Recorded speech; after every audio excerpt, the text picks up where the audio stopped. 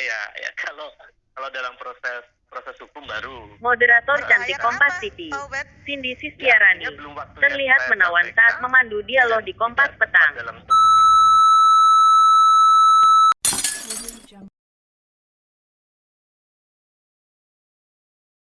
ya kalau dalam proses hukum baru.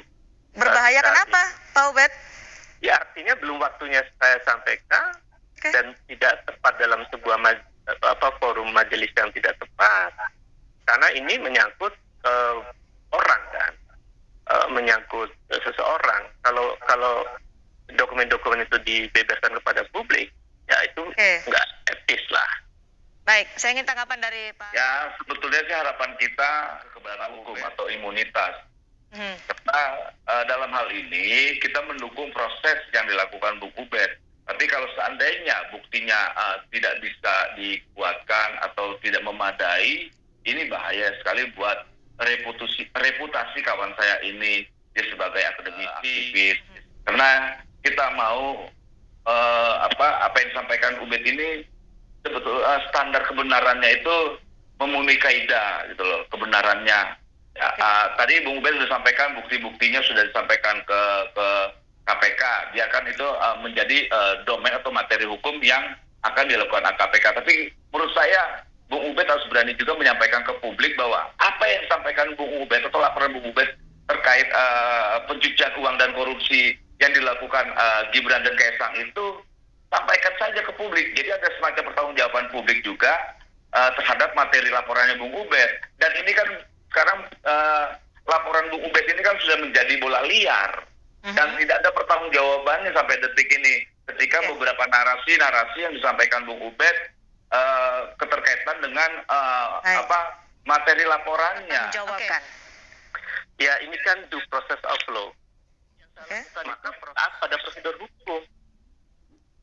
Tapi kan ini tidak mungkin saya menyampaikan narasi yang ada di dalam yang sebetulnya itu sesat adanya. Bung Ubed kan sudah menyampaikan bahwa anak presiden Gibran dan Kaesang terindikasi atau diduga korupsi. Artinya narasi ini kan sudah dimakan oleh publik. Siapa yang mampu mengklarifikasi bahwa dugaan ini sebetulnya tidak benar? Harus coba sampaikan ke publik bahwa dugaan ini belum tentu benar adanya. Kalau seandainya Bung Ubed menyampaikan ini ke publik, itu enak. Nah sekarang Bung Ubed dan saya. Betul, yang ditunggu adalah bukti-bukti yang kemudian disampaikan Pak Ubed soal tuduhan yang disampaikan kepada KPK atau dugaan KKN yang dilaporkan ke KPK. Jadi buktinya apakah itu benar menguatkan tudingan Anda yang dilaporkan ke KPK? karena bisa ditafsirkan sebagai tuduhan. Nah, karena Anda melaporkan ke KPK yang juga penegak hukum soal pemberantasan korupsi, jadi apa yang Anda sampaikan kepada KPK juga terminologi hukum, Bung Ubed? Iya, karena itu terminologi hukum. Okay. Kami dengan taat datang ke KPK, menjelaskan kepada KPK, membawa dokumen tambahan pada KPK.